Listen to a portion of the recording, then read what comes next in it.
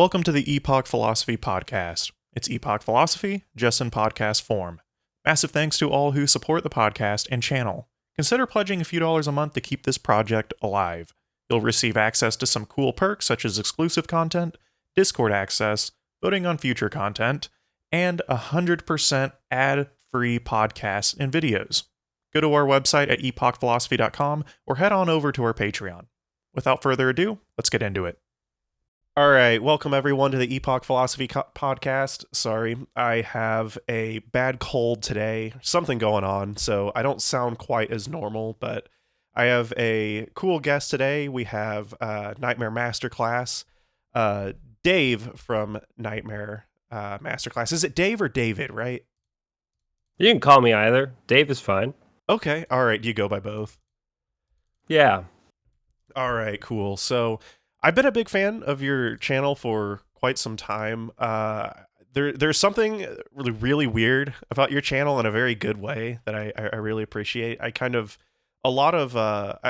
I always kind of get asked what I watch or consume on YouTube, and a lot of it really isn't explicit like philosophy or theory. I think there's this idea.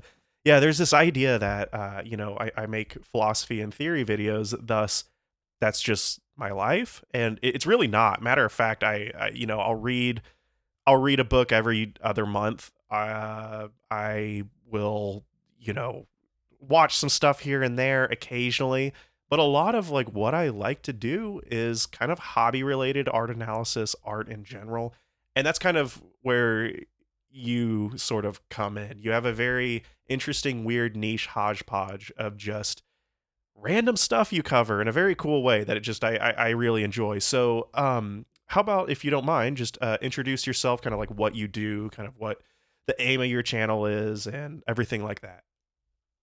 Absolutely. Yeah, thank you for all your kind words. So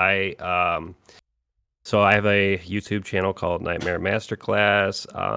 I started the channel almost 10 years ago at this point, so it's kind of nuts to think about it that way. But yeah, I have covered a vast array of different movies, art projects, weird stuff on the internet, ARGs, things along those lines. I kind of initially, when I started my channel, I I noticed that a lot of these YouTube channels covering ARGs, like like Marble Hornets Explained type stuff, were really getting quite popular, at least within like a niche, in a sort of niche sense, getting like a few 100,000 views and whatnot.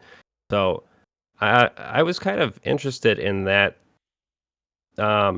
space, and I saw an opportunity there because a lot of those channels were at the time just sort of covering things in a very surface level way, just sort of saying like, "Oh, I'm going to explain this to you," and I kind of in my head at the time, I was like, well, I have a background in the liberal arts, as they say.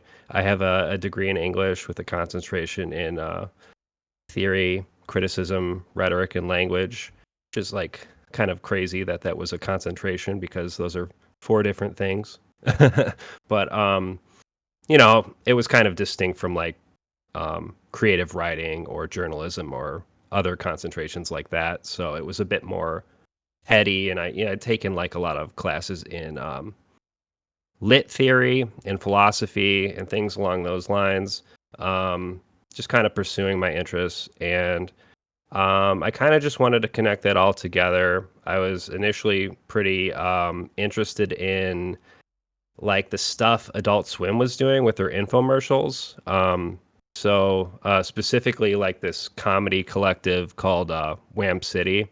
And you might know like Alan Resnick, that sort of milieu. And they were doing a lot of absurd, weird, comedic. It was kind of like the intersection of comedy and horror in some sense. Like This House Has People in It, and unedited footage of a bear. Um, and before that, Alan Resnick did his weird ARG art project, Alan Yeah. tutorials. So, What, um, if you don't mind me asking, because you brought up Adult Swim and this just popped into my head. What was there was this I want to just call it like art project probably on Adult Swim, where it was just weird random shit.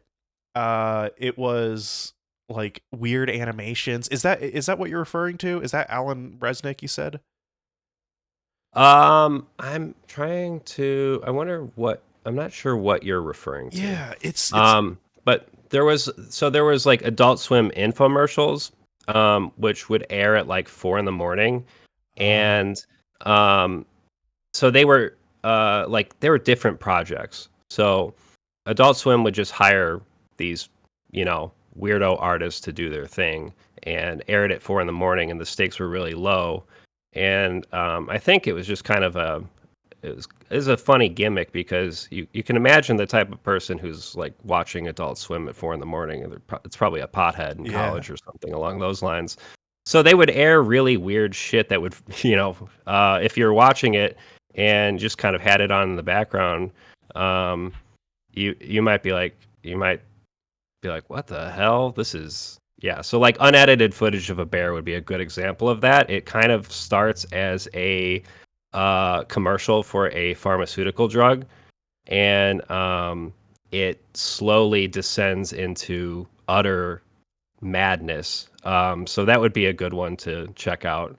Um, yeah, but that's kind of where I started, and over the years I've covered a lot of shit. I've slowly become more and more um, radicalized, I suppose, and um, so I've been doing a bit of materialist analysis of different projects like that, and so it's almost like a niche within a niche. So it's obviously um, not a commercially viable thing. I make a few hundred Right. bucks a month doing what I do, but I've also kind of just stopped giving a shit about trying to predict what is going to take off on YouTube, and just kind of um, I've just kind of come to the conclusion that I'm just going to do whatever type of content I feel like doing at the moment. It's not really strategic, so Right. sometimes I'll do like vlogs and just talk about things in a sort of just sort of like a lateral thinking type way. I'll just kind of free associate on um, different topics that are Sure. in my Sure. head at the time. Yeah, I think the best way to describe a little bit for people is, just kind of the basis of your channel and kind of what you're doing is you're kind of just exercising your curiosity in video form, it feels like. Is that right to say? Totally. Yeah, Yeah, that's a good way to put it. That is,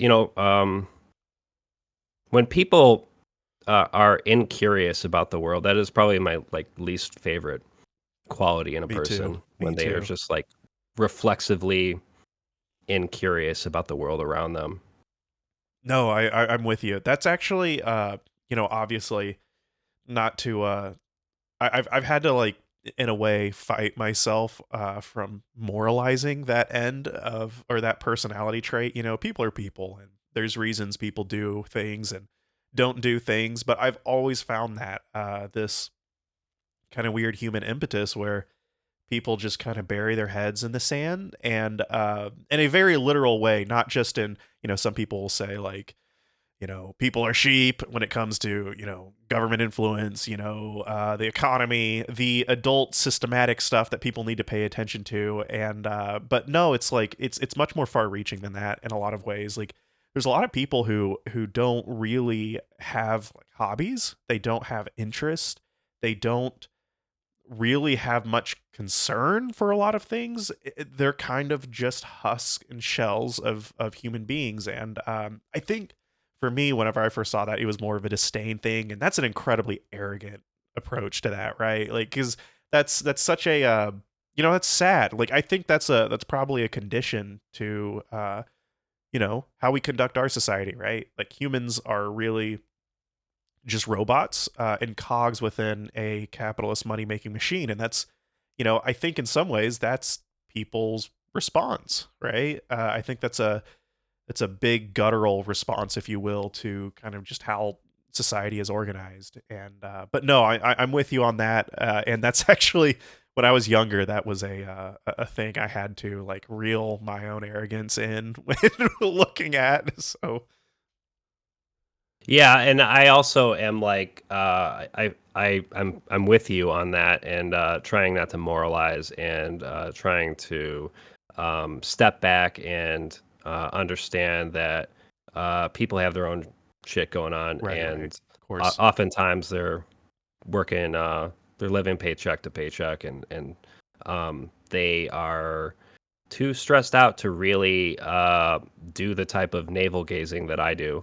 Yeah, same. um, I hope I didn't so insinuate that was your approach either. I just thought that was funny because that is a thought that came through my head, and through the years, I've realized that it's easy to moralize when uh, you see like a lack of what term, I guess, I like potential or something. I don't know. That's probably the wrong term, but yeah, you grow kind of a critical vein towards that. But yeah, I hope I didn't it's quite insinuate. it is no. It's frustrating though, Yeah, because I do see potential in people oftentimes in my everyday social interactions with real people around me, as opposed to strangers on the internet. And I can see that they are quite intelligent and creative in ways that would um, you know surprise you. Blue collar workers, and they're just tired at the end of the day. yeah. They don't have the energy to explore ideas in the way that I do. So I fully recognize, yeah, it is a privilege, obviously, to use the language of social justice. And it's you can say I'm sounding woke right now, but it's simply a uh, structural critique of the society we live in. Right, right. No, I think there's just, in a way, there's a lot of good, like artistic good in the world. And I think you kind of said like it's the surface you see there is a, a level of like I don't know, a lack of contention, if you will. I'm sorry, Dave, or David. I got my dog just crashed. Dude, what the fuck? Okay. It crashed? It crashed. Um, Shit. okay, 1 second. Okay, okay.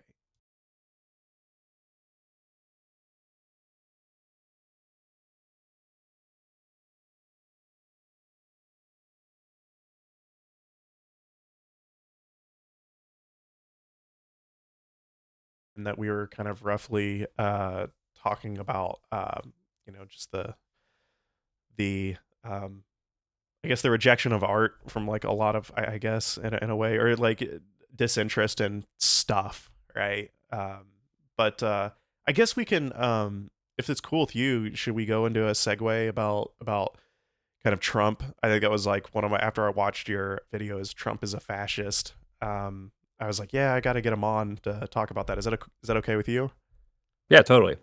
Cool. All right. So I guess for everyone else here, I got the inspiration, if you will, to have you on after watching a video that you titled "Is Trump a Fascist?"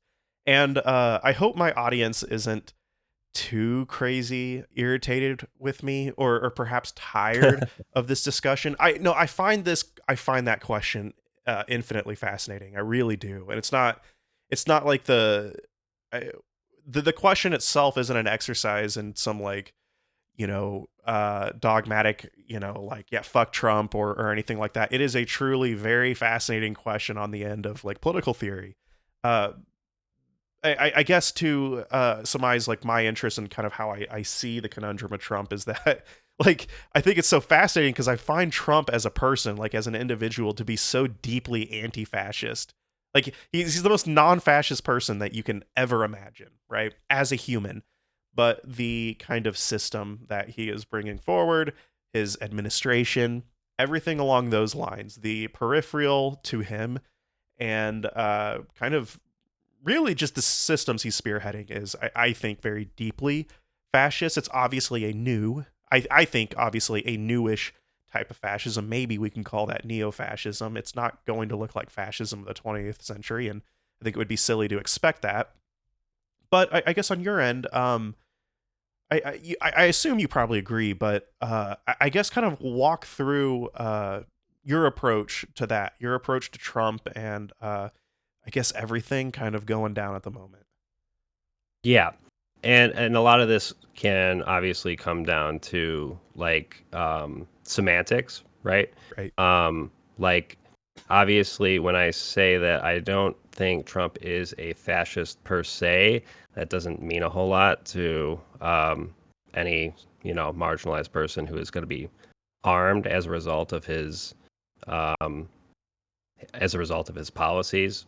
So for example, like transgender people, um, if their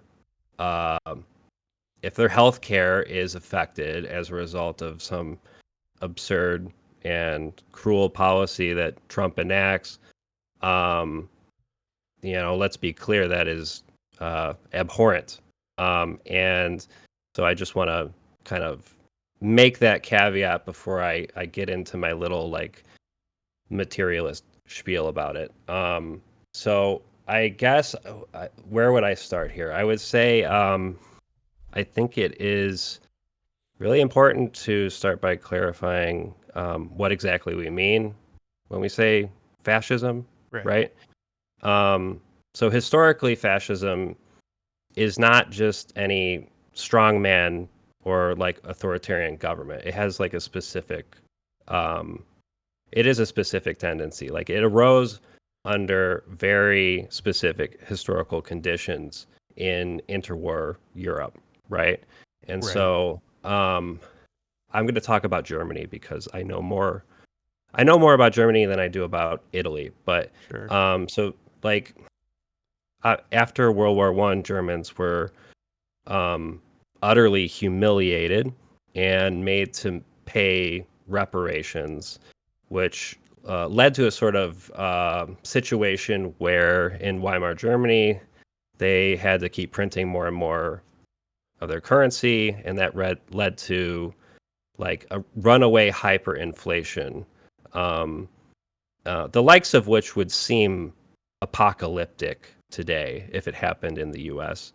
And so unemployment was rampant, and the social fabric of things unraveled. And that those conditions created this sort of perfect storm where fascism could take root. Um, and so, we talk about the formula here for fascism.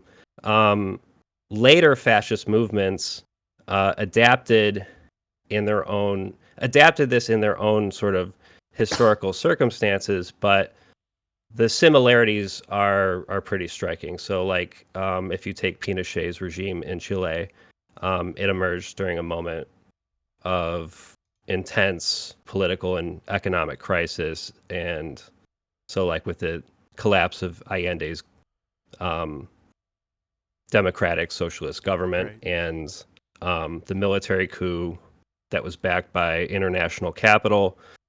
So, like in Germany, the ruling elite in Chile turned to a sort of authoritarian tendency to suppress labor and um, atomize any possibility of workers' solidarity, and then and enforce an economic agenda through uh, fear and repression.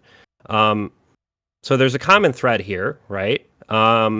It's a response to systemic instability, so a capitalist system in crisis, which authoritarian leaders attempt to sort of resolve these contradictions created by economic problems through um, scapegoating a specific group or certain marginalized groups, right?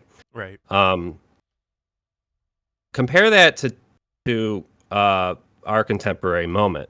There's obviously parallels, right? But it's that it's a matter of degree, and like it's true that we've seen inflation in recent years, and that is largely due to supply constraints as a result of the pandemic. It's not because we printed too much money, just to be clear.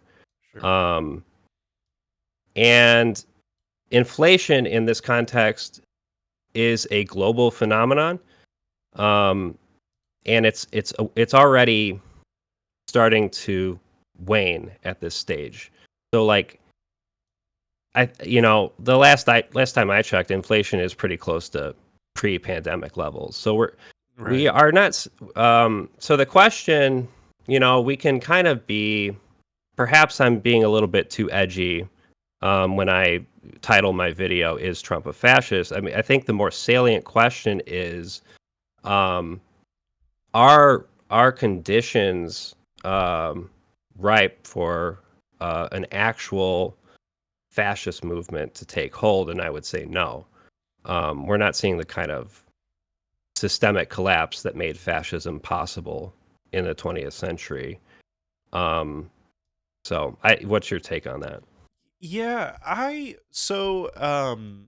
guess I look at that in the sense where I don't know if we need the type of collapse of like post World War One Germany or even Italy in a sense to bring about another form of fascism. I suppose, and I think that might be because, particularly in the United States, obviously this is fascism or far right nationalism that has been kind of really just gripping the world as of late. It's definitely a global thing, but I think there is something inherently a bit, even if it wasn't intentional, when say the founding fathers founded the United States. I don't think it was quite intentional, but a lot of the kind of like the very hierarchical mode of governance, almost a sense of elitism and like inherent austerity to how the state operates.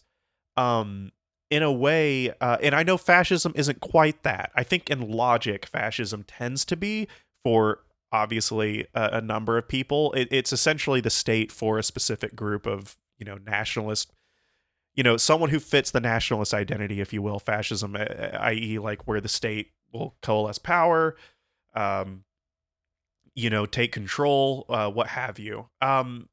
So but in a modern context, in today's world, I look at it in the sense where we're sharing a lot of the same ideological things, right? Hyper nationalism. We're seeing not necessarily ideologically, but how fascism often operates, which is kind of how you were describing it in a material sense, like the backdrop of World War One, but on the backdrop of like harsh economic conditions that we are facing now. And it's been a very slow grind. That's the other thing too, is World War One was what, 5 or 6 years or something like that, roughly. I think World War One might have been 4 years technically where the fighting happened. Someone can correct me, but that was pretty fast. That's not a lot of years in the sphere of history, and so I think that I'm not convinced that we're immune to a type of new neo-fascism right now, because we might not have faced the same type of really, frankly, terrible conditions like in post World War One Germany. I'm not entirely sure. In some ways, I think America is kind of a deeply fascist country by our logic. In some ways, obviously, not always. I think our culture is fairly anti-fascist, which is ironic. But the way that we set up our systems, in a way, it seems to kind of have an inherent fascist adjacent edge to it. Um, Yeah, I yeah, but the I American don't people are, yeah, I don't necessarily disagree with that. I think there is an ambient fascist ethos in the United States, and it is worth noting that Hitler was a big fan of, Right. American um, eugenics and things along those lines. So there is a common thread there for sure. But the degree, the degree really does matter. So that I think that's what I always go back to, because so like another thing that I think we need to keep in mind is that like Nazi Germany was able to mobilize its populace in a way that I do not think Trump can today. So, Fair.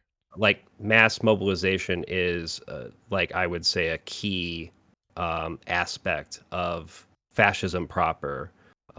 So, if you wanted to put this in, like, just like a historical materialist analysis, Yeah, I apologize. the way, I don't want to interrupt. But what go you ahead. said's really just in case people. This is something that I think a lot of people forget, and please continue on with your thoughts after this. But like fascism is a revolutionary ideology. I think it's really like you said, mass mobilization of a population.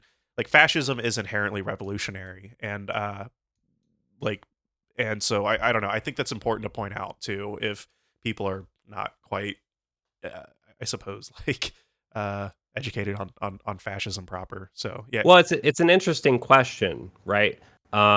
It because it obviously depends on what you mean when you say right, right, revolutionary, right? Like I would say it is hyper reactionary in the sense that you are scapegoating certain groups instead. So instead of addressing the core issues that are causing people distress in everyday life, these economic problems, instead of addressing those key issues, you pick out some group that really has nothing to do with it and scapegoat them. So it's, in a Marxian sense, it's not properly revolutionary. revolutionary Yeah, because it seeks to maintain the capitalist system by way of so fascists rely on class collaboration, like the capitalist class, sections of the middle class, and parts of the working class, right? They all need to kind of mobilize and work together in order to target like a shared enemy. And um, so they kind of funnel this collective frustration um, and kind of ritualistically, commit acts of genocide against a certain group. Um, so um, the other thing to keep in mind is that um, there there is. I guess I should clarify again. Like when I say I don't think Trump is a fascist, I'm not saying he isn't harmful.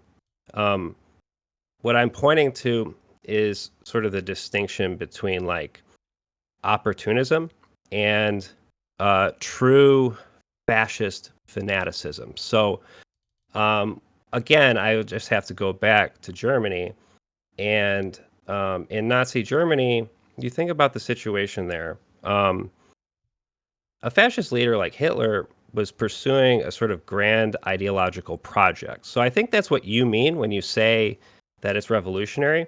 Um, it essentially and overturns the kind of core state of a society. Obviously, the Marxist critique of that is that the means of production or the base economic system doesn't really in actuality really change all that much. I've mhm, heard that critique as well, but yeah, from a very theoretical lens, like if you're in a political science class, fascism's kind of considered a revolutionary ideology in theory, in the sense that neoliberalism in theory is a system of austere laissez-faire capitalism. In reality, is neoliberalism really austere, like laissez-faire capitalism? No, it's just it changes the government in essentially where the government or state would function as in like with a welfare system supporting workers. Now it supports corporations. If you get that kind of approach, yeah, on a very theoretical lens, like you go into a class like that, that's what they will say. So yeah, whether it really Yeah, is but of revolutionary, yeah, course, like as we know, like political science is sort of a liberal endeavor, right? So very the way they frame things is always going to be through that lens. But like I mean, if we're kind of extrapolating the logic of like revolutionary being this load bearing term, I would just go back to Marx and say, well, capitalism itself is revolutionary, right? right, In the sense that it basically undoes all all traditions of the past over the course of um, revolutionizing production, and so that that leads to uh, both good things and bad things, right? To put it simplistically.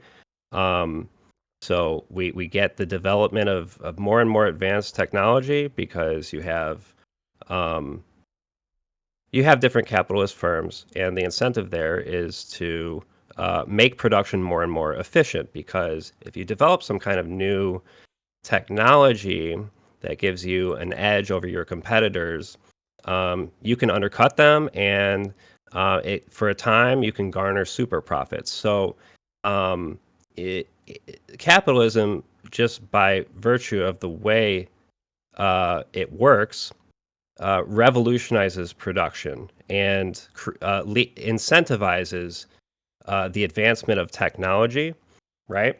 right, Um, and that changes society um, in ways that are quite positive in some sense, right? Like just to from a personal standpoint, like I've dealt with some health problems over the past year, and we don't need to get into it too much, but it would suffice to say that I wouldn't be alive if it wasn't sure, for certain technological advancements, right? right, Um, but the negative aspect of this whole process is it is inherently unstable and creates these periodic uh, crises, right? right, And that makes it very difficult to sustain a family unit or sustain a community. And so there is an inherent drive to kind of atomize people and destroy traditions, right? right, Um, so it's revolutionary in that sense, right? And then yeah, I mean, but I guess kind of bring it back down to earth, like the other point I would like to make as far as fascism is concerned is like because I was talking about how like the difference between an opportunist like Trump and an ideologically committed fascist, right, right? I think leftist pedants are going to point out that Hitler was opportunistic, and he was, right? But he was guided by an ideology, and he was almost like uh, insanely guided yes, by this fascist ideology in ways that actually undermine his own interests, right? yeah, Um, so, like specifically, you know, spoiler alert, as it turns out, conducting a genocide while fighting a war on multiple fronts is like morality aside, it's just strategically stupid. It so fascism proper to me, to put it in a way that kind of might impress upon people the key distinction. Fascism proper is a death cult. It's suicidal. right. That's a good way to put it. It is sort of a political, like a sort of a political system that is very akin to. I've always thought like Freud's death drive. I've always thought fascism is just like such a good political extension of that. Yeah, it is. It is a sort of a country having a kind of manic episode in a sense. Right. Um, And Trump, like we can use his first term as a model for how he's going to operate. He shifts positions based on what benefits him in the moment. So he is uh, ruthlessly self-interested, and he is not going to risk anything for some higher ideological cause. And so he'll spout incendiary rhetoric, and he will make noises that echo fascism in many ways. But his follow through is quite spotty. So like if something is inconvenient for him, he's just gonna kind of back away from it. Whereas like a proper fascist regime would double down on it. Um, so like, and I think the other thing to point out here is, um, there is Trump's coalition is ideologically incoherent, and his let's put it this way: Trump basically, in order to do what he says he wants to do, it basically requires like an impossible degree of state capacity to fulfill these promises, like large scale protectionism, his tariffs, and mass deportation. Sure. And meanwhile, you have like the Ramaswamy Musk wing of the Trump regime, and they want to do austerity, right? So you have to pick a lane. You cannot do both. Right. Yeah. No. Fair point. Yeah. So we've kind of my always like whether people respond to if Trump is a fascist or not. I point to like in a sense like should we define Trump as his person, as I think you have, or the political project that he's building, if you will, and like a lot of the people stacked within his administration. I think my mind is always kind of my initial gut reaction as I look at a lot of the Heritage Foundation or the sort of weird minds behind Project 2025, which I actually find pretty explicitly fascist, right? Like, is it fair on your end to say that? Like, I clearly Donald Trump as a person isn't, right? Like, as an individual, matter of fact, I consider him in the most fucked up way, like very anti-fascist. But the sort of angle or the sort of small group, obviously minus Musk and Ramsawani, as we've talked about. I do find them in a way to be like at least the most fascist. I think we could, we've seen. But I'm curious, like,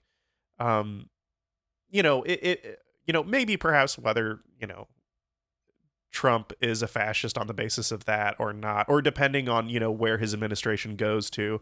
Do you think that like what do you think's going to win out here? Do you think it's going to be the Ramsawani Musk, or do you think it's going to be like Heritage Foundation people, or do you think it's going to be the weird mishmash of of both? I don't know. I'm curious what your thoughts are on the future of that. It's an interesting question. I think let's kind of spell it out a little bit. What's going on for your audience? This is kind of an aside from the fascist discussion, but it is worth talking about.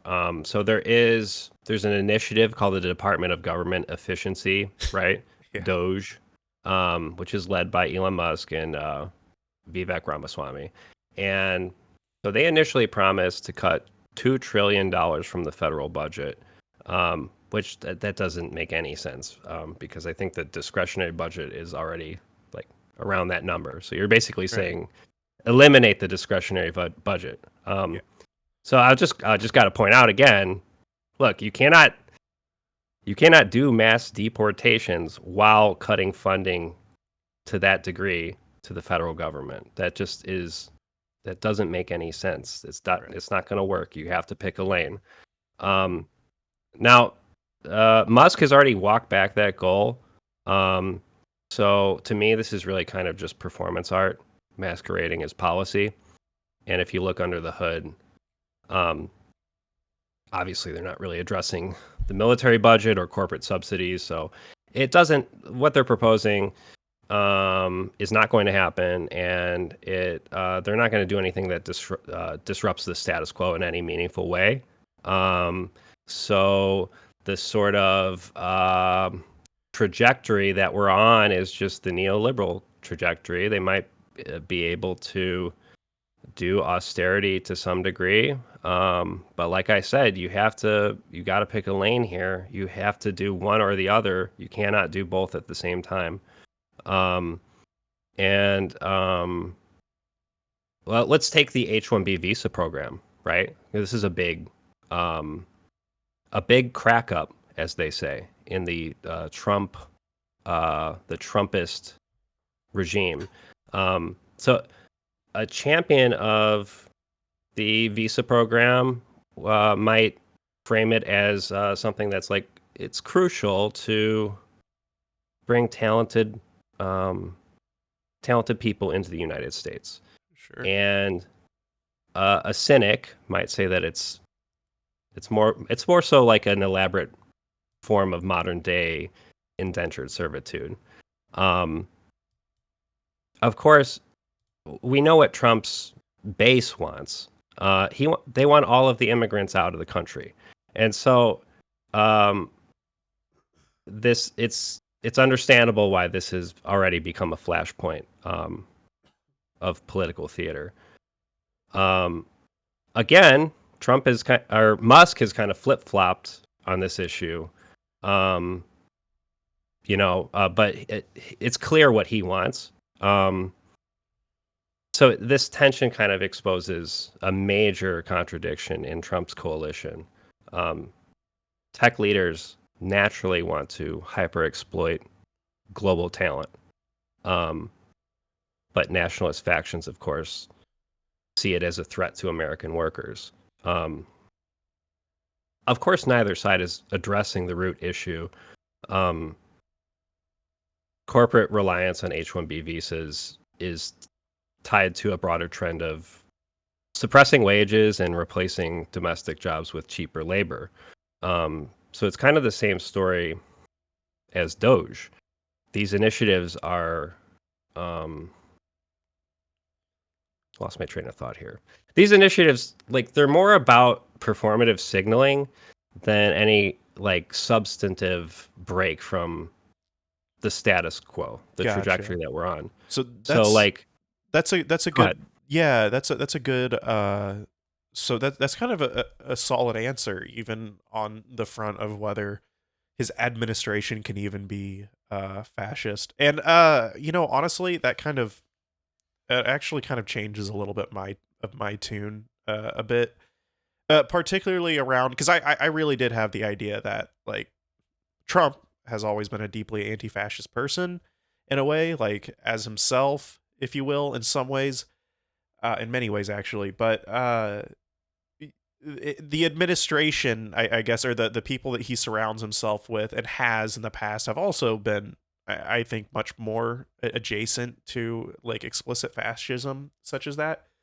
But yeah, I guess now, I mean, like you really talking to you and through the week seeing the news, I think it's pretty clear that we're now going to. I think, yeah, this very well could just be a very harsh continuation of neoliberalism, like neoliberalism on like absolute hyper real steroids, right? And so yeah, I think that's a good. I didn't know if I would go through this conversation with you and actually change my tone a bit, but uh yeah, I think I see your point. I definitely came in thinking like, yeah, the project that Trump is building is fascist, but yeah, now talking more about the whole H-1B visa thing, I'm changing my tune. I think you've convinced me, man. Well, let me hammer it home for you, All right. because like there are other things to consider as well. Like logical consistency is important, right? Like, I don't want to tone police anybody, and if you want to call Trump a fascist on Twitter, or call all of them fascists, I don't care. Sure. do whatever you have to be rhetorically effective. If you think it's rhetorically effective to use that term, go ahead and use it. But be logically consistent, I think, because like take his immigration policy. His rhetoric is undoubtedly xenophobic, and he's sort of he's built his political identity on this promise of mass deportations. But as we know, I mean, Obama in his first term deported more people than Trump did in his. So can we just like take a moment to I actually uh, didn't know that. can we appreciate the absurdity of that? I I mean, had no like idea. I actually thought Trump's first administration was the most deportations we've seen, but so it was actually Obama? you got to look at the numbers, man. Dude, that's The crazy. Yeah, George W. Bush deported more people than Trump. No shit, really. Reagan deported more people than Trump. I mean, so if we have to um, if we're gonna call Trump a fascist, we have to call all of these people fascists, and then we're getting into like Adorno land, and then your doorknob is a fascist, right? So Right. if you want to go down that road, I will go down. I can go down it with you. I can kind of humor this, but you have to be logically consistent.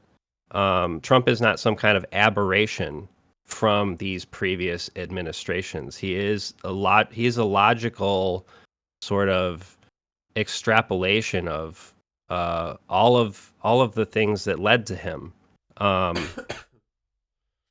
yeah. So that would be the thing I would like to impress upon your audience is like you just need to stay grounded and be um, logically consistent about these things. Yeah, Um, that's a fair point. I one of the other questions that I have about kind of, and we don't really know until it's going to happen, but with like the whole tariff situation and the kind of fiscal and economic policy of Trump's administration, it seems like we're on two ends. Where sorry, I apologize, and another extended apology to my audience, man. My voice probably sounds like shit. I probably sound like shit, you but sound fine. okay, cool.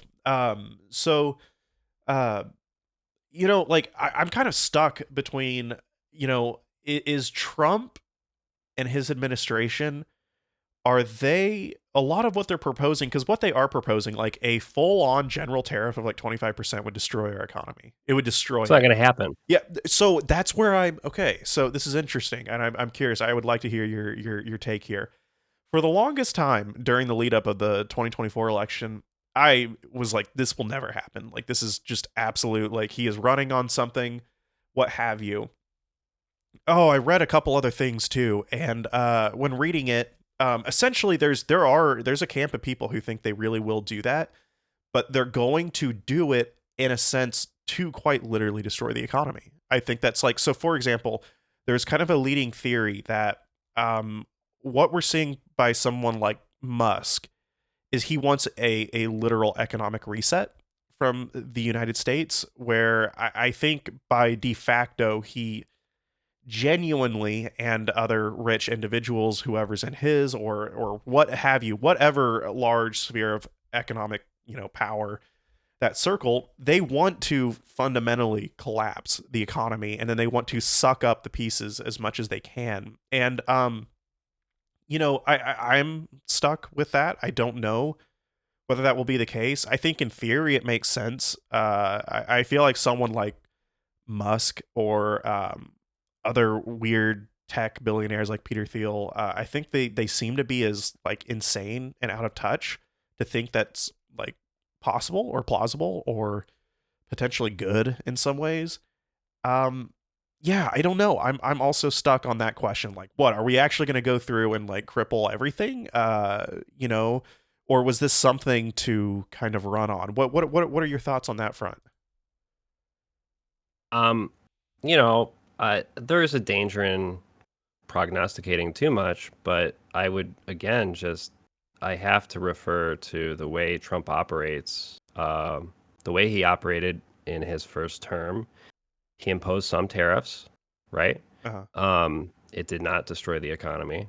Um, if Trump usually um, Trump does maybe 1% of the things he says he's going to do, It's right? fair. Yeah. Um, and so I think we're going to see some tariffs. I don't think it's going to be anything that really threatens business in any meaningful sense.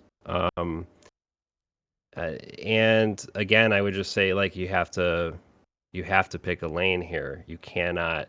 So if you're going to create a scenario where the entire economy collapses because of your tariffs, you have basically just undermined your own movement, you know? Right. Um, so I don't see it happening. Um, that said, I've been surprised before in the past, right? I'm not gonna say I'm a fortune teller, right? Hmm. And if I'm wrong about this, then I will probably get disappeared for criticizing him, right? Because Oh that is yeah. another element of fascism. So if I do get disappeared, it's been nice knowing you. But yeah, I mean the other issue, I mean this whole issue, I can kind of envision people in your audience making the counterpoint about like Canada and Greenland, right? Right. Um, Trump has kind of stated his desire to annex um, Canada and Greenland, right? Kind of Right. unify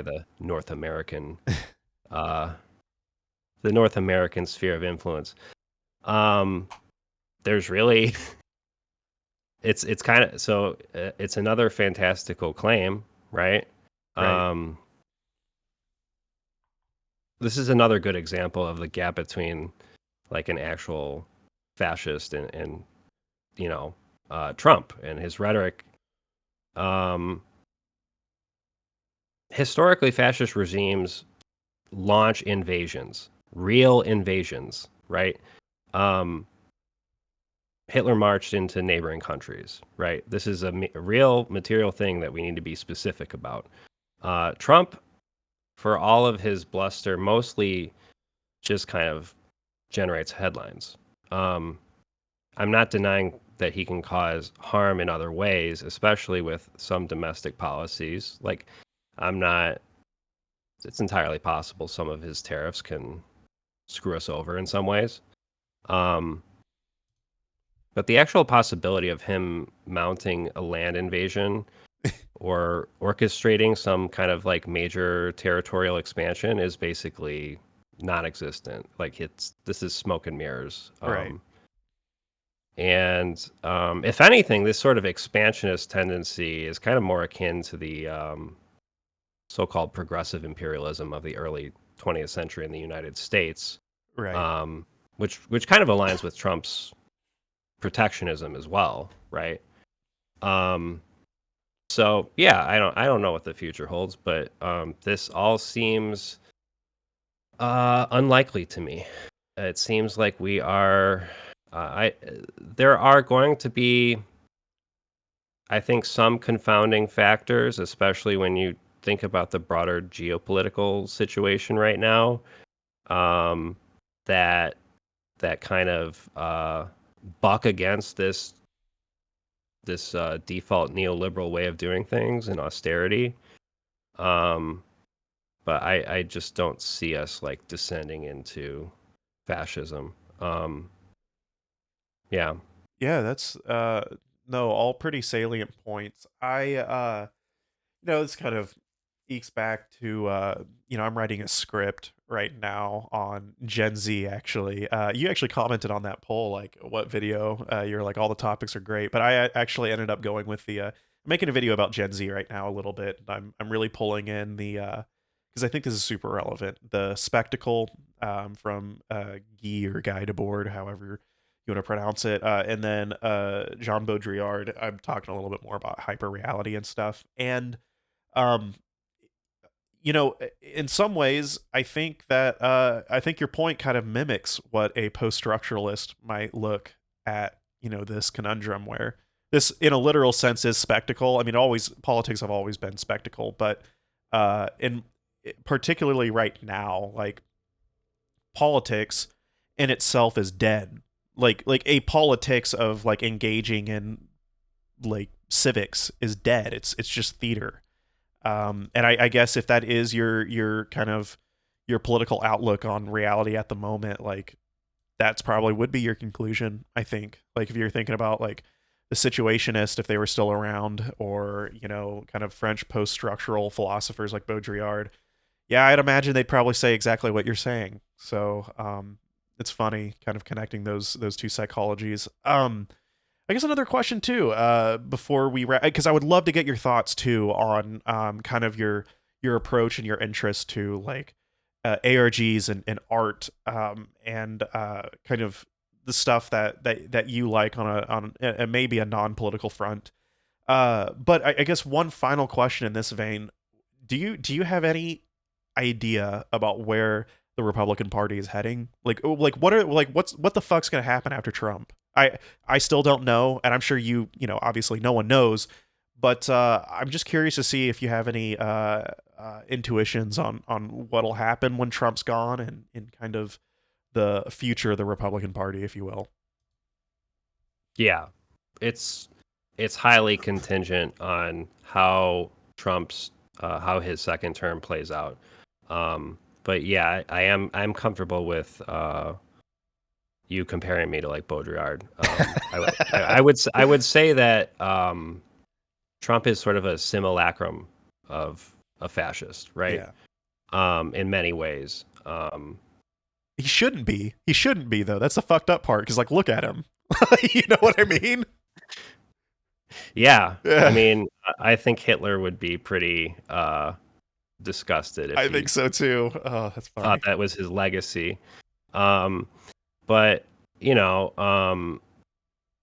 I okay. On one hand, I would like to just make a caveat that like if we have some other major crisis that is like exogenous in some way, like a pandemic or like a terrorist attack, there is a very real chance that he could exploit that and clamp down on civil rights in a manner that's similar to what Bush did with the Yeah. Patriot Act, right? That is a real form of authoritarianism, and it does matter. Um, but it's not the same as orchestrating like a totalizing project of fascism.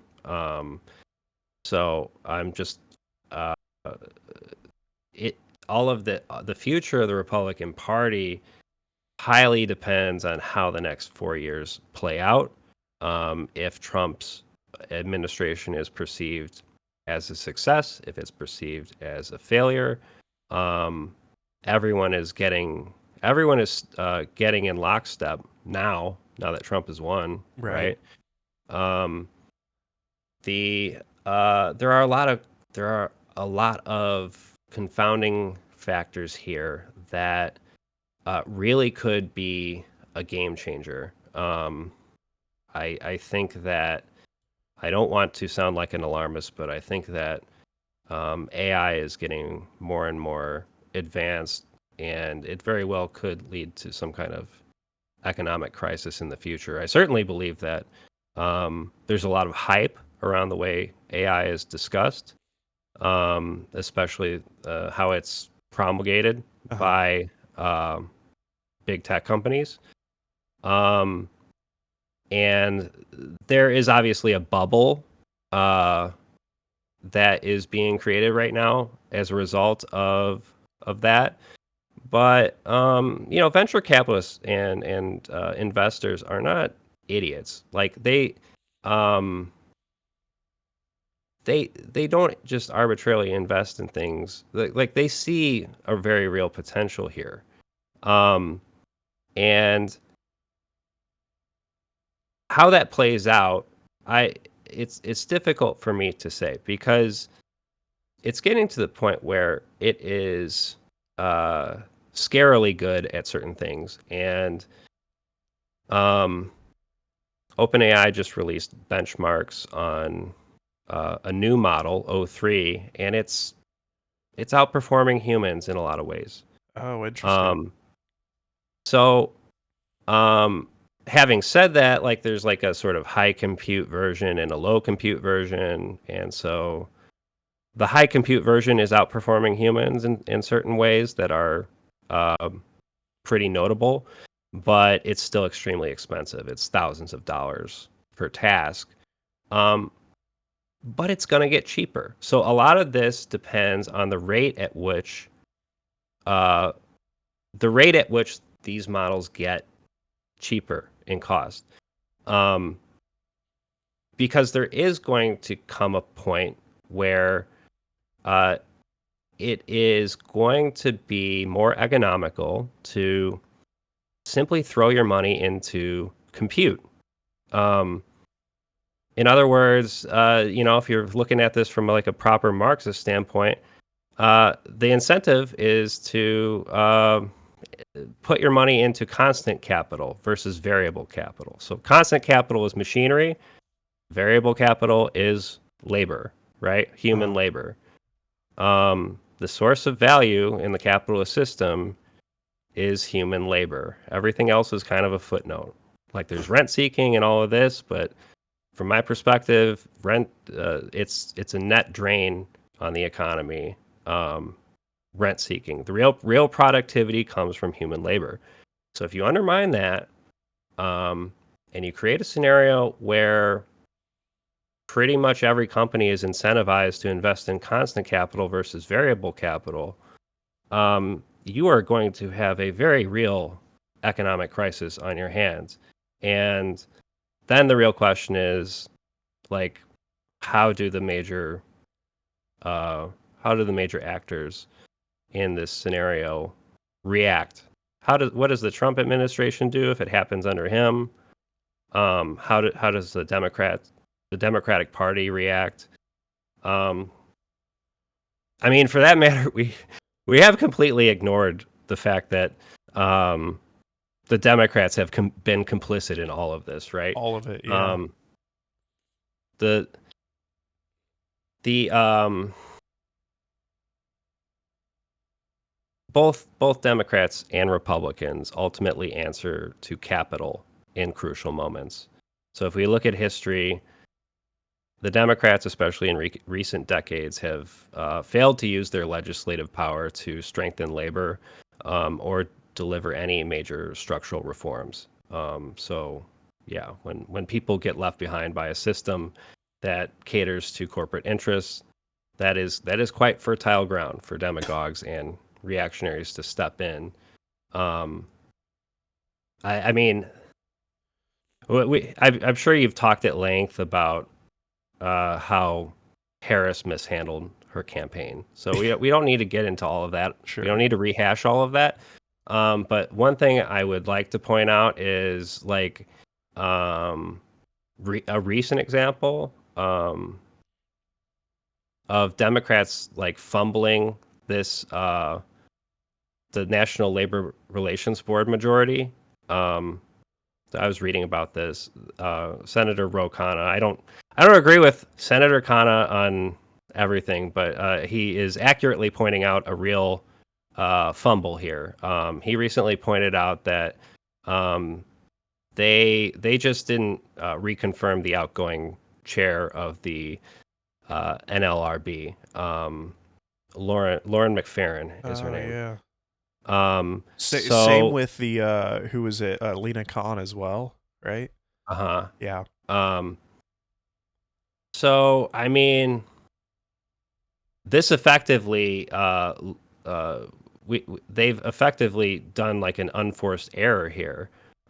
This loses us a pro labor advantage on the board 2 years earlier than necessary. So yeah, I mean the NLRB is essential for union organizing, and so um, at a time when union drives are ticking up, this is a major failure of the Democratic Party.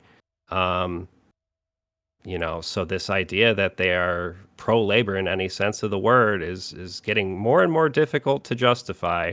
Um, some people I've seen are even speculating about whether this was some kind of punishment, like a conscious decision on the part of the Democratic Party to screw over like the Teamsters, for example, Yeah. because the Teamsters did not make an endorsement, and Harris allegedly um, told the president of the union that she's going to win with or without him, right? So pretty that's a joke, right? Yeah. Um, so I mean, this kind of failure, regardless of whether it was malicious or just incompetence, um, it directly impacts the ability of workers to unionize, and it underscores that both major parties serve capital. Yeah. I think that's kind of where I think that's just I like my mind always points to like how fundamentally long can this this kind of process go on before something really bad happens, like complete lack of faith in institutions. And I know a lot of people lately have been saying that, oh, there's been a couple, like I think there's a professor, his name I believe is Scott Galloway. He was on MSNBC saying like, guys, you guys really need to be careful, the pitchforks will come out. Like at some point it's going to happen. I don't know when that'll happen. I'm not sure. I feel like capitalism, that's the thing. It's really good at distracting. It's really good at placating. And it's really, really good at pacification. So I don't really know when we're going to hit a point, a threshold where like we are forced to act almost on the basis of just kind of survival. Or will a regression in living standards be acceptable for the population so long as we have things like social media, video games, tech, like some basic technology? I don't know. That's a question that's kind of baking in my mind. And I think about I've in this next video I've highlighted this as well, but I've been reading about a lot of like America's Gilded Age.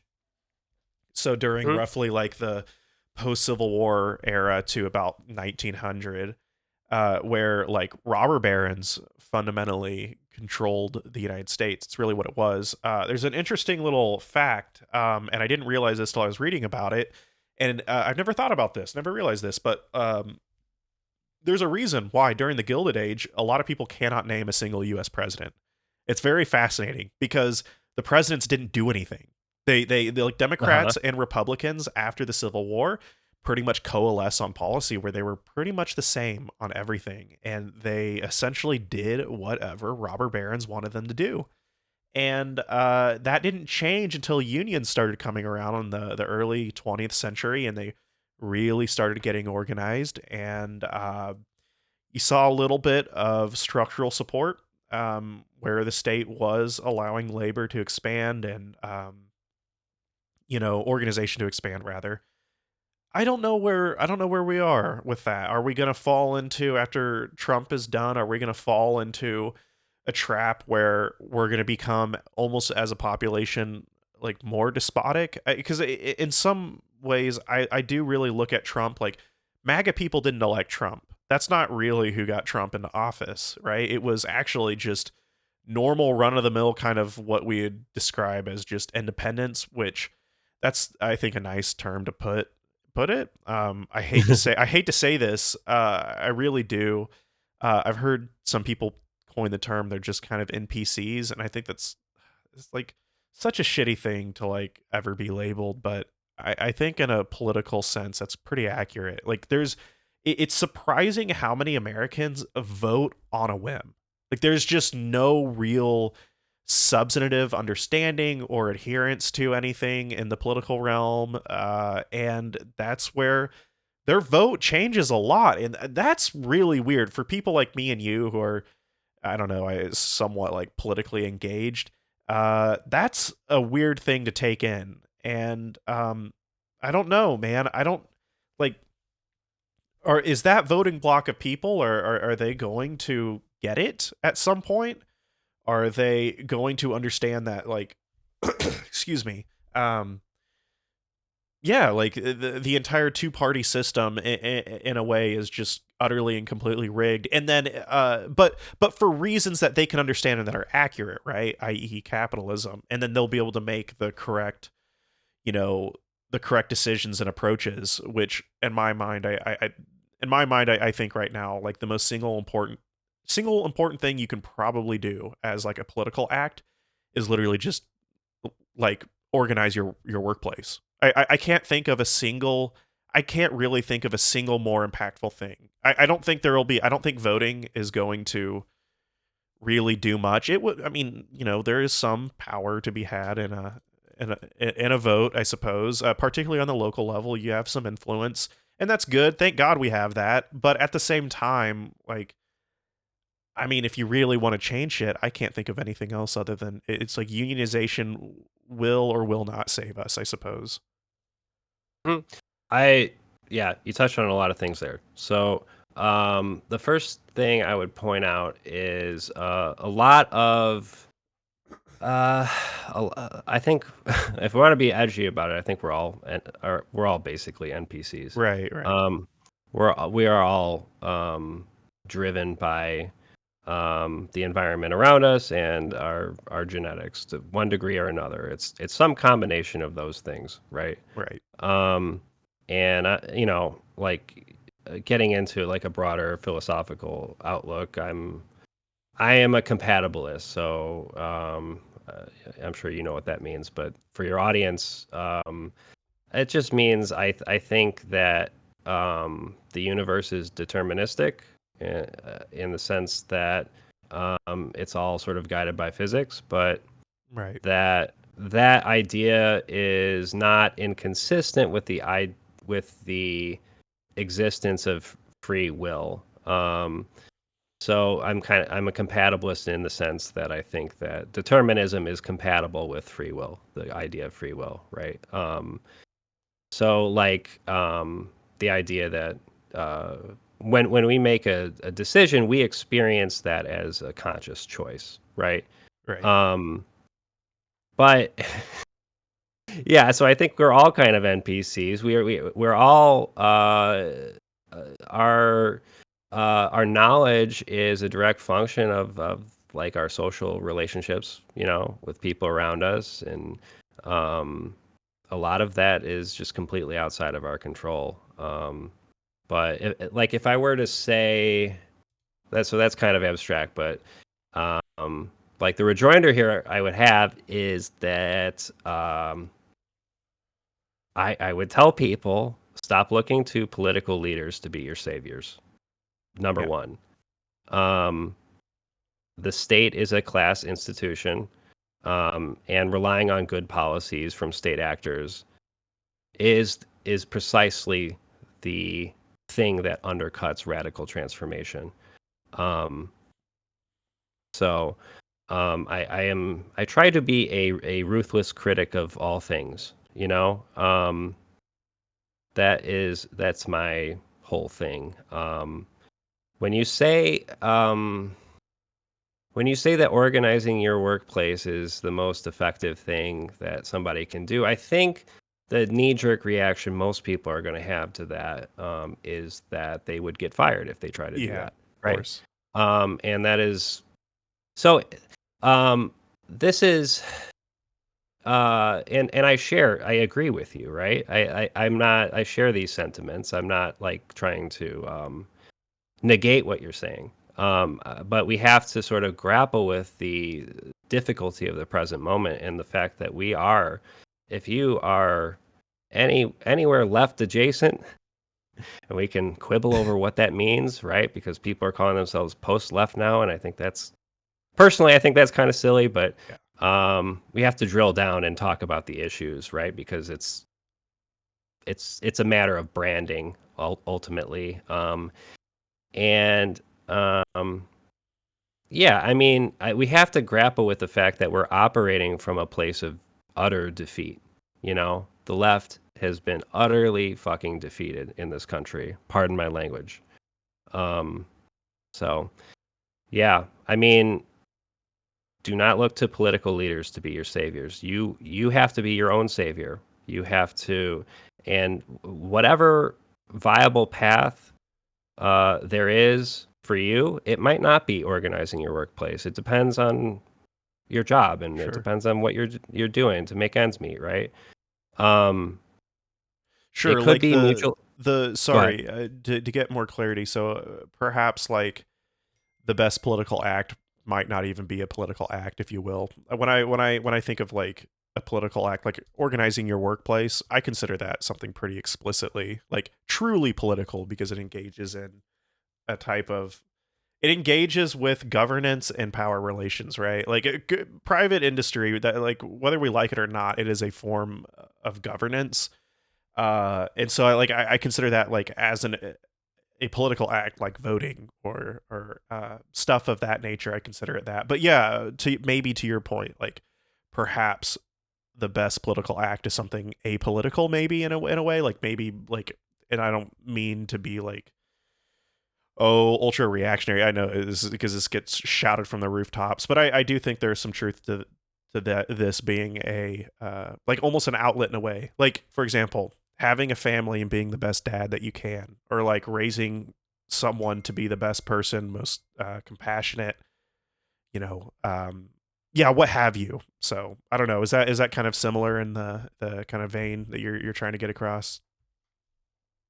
Well, it depends on what mode I'm in. So if Fair. I'm in personal individual mode where I'm trying to give people advice, yes, of course. Be a good person, and I would especially direct this towards young people who supported Trump. I would say you really you really need to start thinking about who actually has your back. And I'm not talking about politically. I'm talking about in your life. Right. Who in your direct life actually has your back? Um, you need to think about that because Trump is not your savior, and he is not going to help you when things get tough. I'm sorry to tell you this, but it's the same thing I would say to a liberal if a Democrat was elected, right? Right. Um, if we are in um, if I am in political analysis mode, I would say that oftentimes this sort of personal is political type of this way of thinking, um, i- i- it's not as though I disagree with it.